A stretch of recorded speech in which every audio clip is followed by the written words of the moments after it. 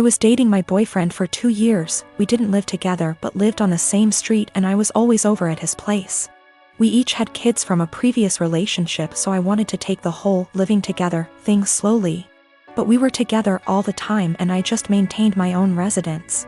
He commuted for work, and I knew his department got a new secretary. She was younger and married and had recently had a baby. I knew they were work buddies, and I even bought a birthday gift for him to give to her. After about a year, she moved to another state. My boyfriend and I decided to move in together, and we lived together for a year when I found out that he and that secretary had some type of non-physical but still romantic relationship while they were working together. And that is why she ended up leaving, because they both realized it was not appropriate. I stumbled on old emails between them that were strange, calling each other pet names. He was calling her baby and sweetie in work emails, telling each other that they couldn't wait to see each other at work, meeting up in the cafeteria for coffee every day. He told her he loved her. She lamented that she couldn't stop thinking about him while at home. They had little quarrels. I also realized that he was still Facebook friends with her. We talked a lot about this, and he said he was just so unhappy at work at the time and unhappy with our relationship because we didn't live together, that he was vulnerable to attention from a beautiful woman. He said it never became physical, but they were very emotionally entangled at the time for many months. I had no idea at all. He said together they decided the best thing was for her to accept another job offer, which he helped her get. He's very remorseful sometimes. Other times he will tell me that it's partially my fault because I rarely stayed over. I was doing everything for him to help him out because I knew how busy he was and how stressful life was for him back then. He will also try to tell me I was too cold. I've tried to move past this. I told him he needed to delete her from Facebook, and he did. It's been over a year since I found out, but I still feel so much hurt and anger if I think about it, or if something triggers me. Even something as stupid as a movie where the man is hooking up with his secretary. It's been over a year of anger, fighting, hurt and drama. The man I thought I was with is not the guy who would speak to his married secretary like that. Should I just give up? I'm tired of feeling this way. I am one of 4 kids. My older brother P, who I no longer have any contact with, my younger brother J, who is no longer with us, and my youngest sister K. Recently P's children, 2 girls and 1 boy, all in their late teens and early 20s, reached out to me and expressed a desire to have a relationship. I have 0 contact with their father and swore that I would beat him black and blue if I ever saw him again. My oldest brother P was always the golden child. No matter what he did, my parents always had an excuse for why it was not his fault. Bad grade? Teacher had it out for him. Cheating on every single one of his relationships? Good thing you did it to her before she did it to you. That one was my personal favorite. He also used to torment Jay and I constantly when we were smaller than him, until in high school, when I hit a growth spurt and sprung up to about 6 feet 4 inches and 230 pounds worth of muscle. After that I became the typical jock type. Played football, partied, bunch of friends, etc. Well, my younger brother, Jay, didn't get as lucky and stayed pretty small and scrawny throughout high school and college, only getting up to about 5 feet 8 inches, and didn't have a super active social life. Despite the difference in our schooling experience, I was always very protective of Jay, especially since we were always having to put up with P's bullshit, which stopped once he realized I could pound him into the ground and not break a sweat, as he was also a lot smaller than me at only 5 feet 10 inches. Not much to say about Kay. She was a great younger sister and P didn't dare mess with her or he would incur the wrath of our mother. So, in the late 90s, Jay met his first real girlfriend, A, and was over the moon about her. He spent every spare moment with her, and when he wasn't with her, he would do nothing but gush about her. I had never seen him so happy. Well, one day, he comes to us, all smiles, and announces that A is pregnant and they are expecting. The mood quickly turned, however, when a week later it came out that A had been cheating on Jay for the duration of their relationship with our older brother P. This broke my brother, and of course P, being the golden shit that he is, didn't even get a disappointed glance from our parents. To this day I have never seen someone look so broken as Jay had looked the last time I saw him. I believe his heartache was only compounded by the fact that my parents basically told him to get over it and be happy for our brother. Well, about a week after this revelation came to light, Jay took his own life. I had never been so sad and angry at the same time in my entire life. Sad that I would never see my brother again, and the pure rage of knowing that this was my brother and parents' fault. During the funeral, P walked in with A and I saw red. Thankfully I had other family there to stop me from doing anything stupid, but I told P that if I ever saw him again, I would kill him. Shortly after that, I cut contact with 90% of my family, with the exception of K and a cousin I had always been close with, because everyone except them wanted to make excuses for my parents and P. Even though my sister was just as crushed about Jay's death as I was and was angry for a long time.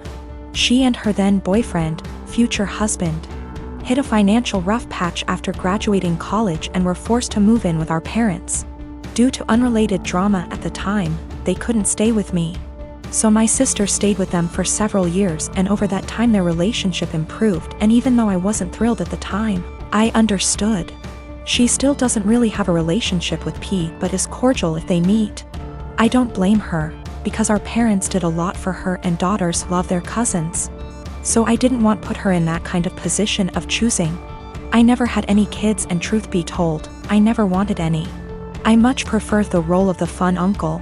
K met a great guy and had 2 daughters, who I absolutely adore. P had 2 more kids with A before cheating on her and splitting, and I've never met any of them. My parents have tried to make contact a handful of times, but I always told them to kick rocks. So last week, I'm chatting with K's daughters, 19 and 17. And they mentioned that their cousins have wanted to meet me for a long time and were hoping I would be willing to meet them as well. I don't believe they know everything that transpired between their dad and I, but I would be lying if I said I never had any desire to meet them. Background: my grandparents have always been a big part of my life, as have the rest of my family. They had 5 children, including my father, and 13 grandchildren, 6 great-grandchildren. My grandparents are quite rich.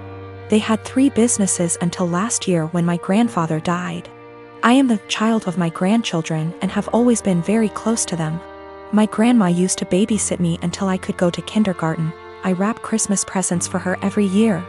I decorate their house, and I worked at their bar on Fridays in college, no pay, as they are too old to do these things themselves. All this was offered to my cousins, but they never helped. My grandparents ran a show horse farm for over 40 years. It was what my father took with him and I quickly began to love.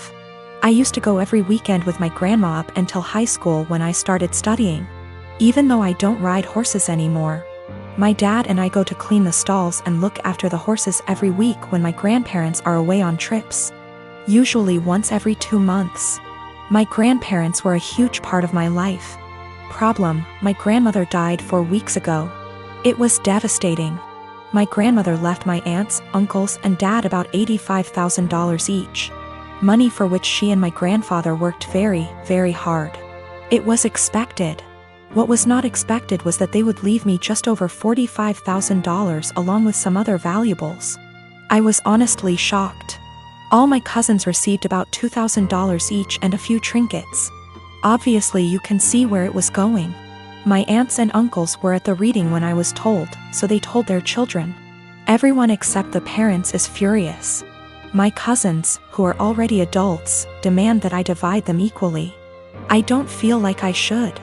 I was very close to my grandparents and did a lot for them, but it's hard. My family is very tight-knit and we have holidays / monthly parties / dinners / etc. together, every year. I never expected money to tear us apart. This money can change a lot for me. I could pay off my $10,000 student loan and put the rest into my upcoming wedding / future kids / savings account. A small part of me wants to share it equally, just to have everyone together.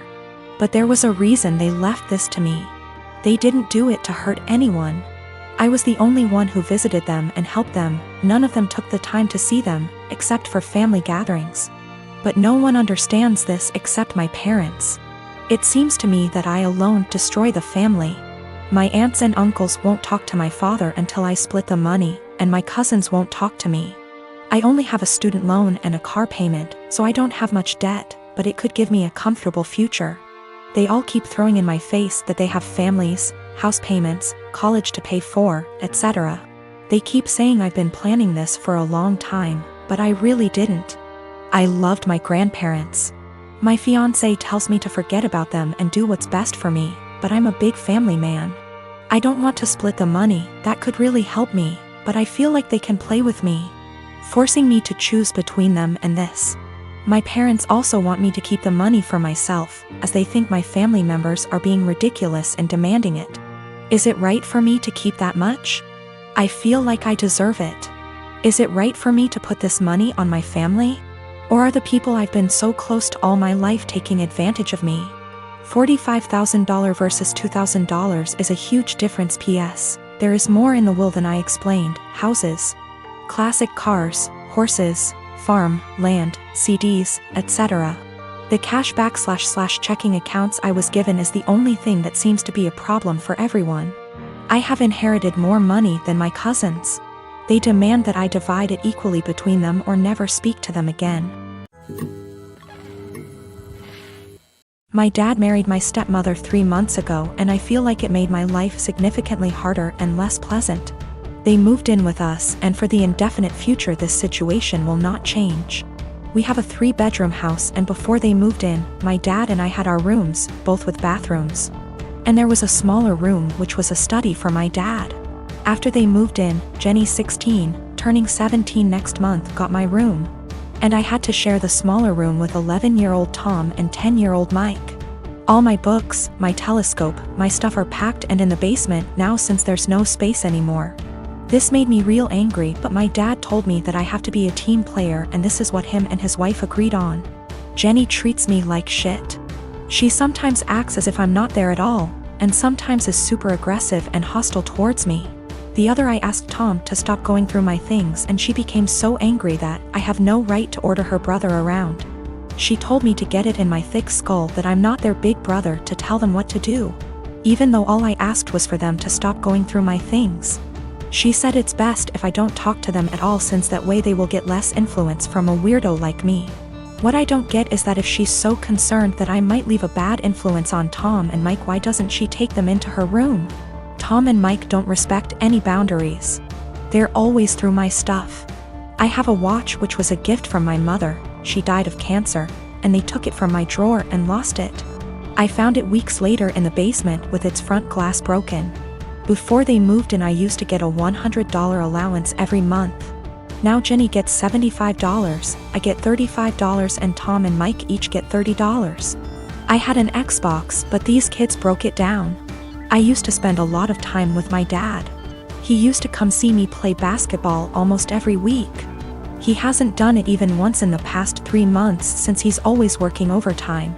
We eat out once a week, and none of them in these 3 months have been to any of my favorite places, but Jenny, Tom and Mike have each chosen their favorites more than once. I complained about all of it to my father last week, and he told me that family is all about sacrifices, and I have to make mine. Haven't I made enough sacrifices already? I feel like I'm the only one making sacrifices. I looked forward to them moving in here, but I now feel like an outsider at home. It's not my home anymore. Life has become very difficult for me. I spend as much time as I can outside because inside is so frustrating, but this is causing problems as well. My dad keeps telling me that not being around means I'm not accepting them as part of the family, while in reality it's the opposite. So I get grounded for not being around, and being around is horrible. I don't want to live here anymore, but I'm only 15 and can't move out. I have nobody else who can take me in. I can't stay here for 3 more years. I'll go crazy. I often fantasize about running away at night, but I know that's also as horrible, if not even more.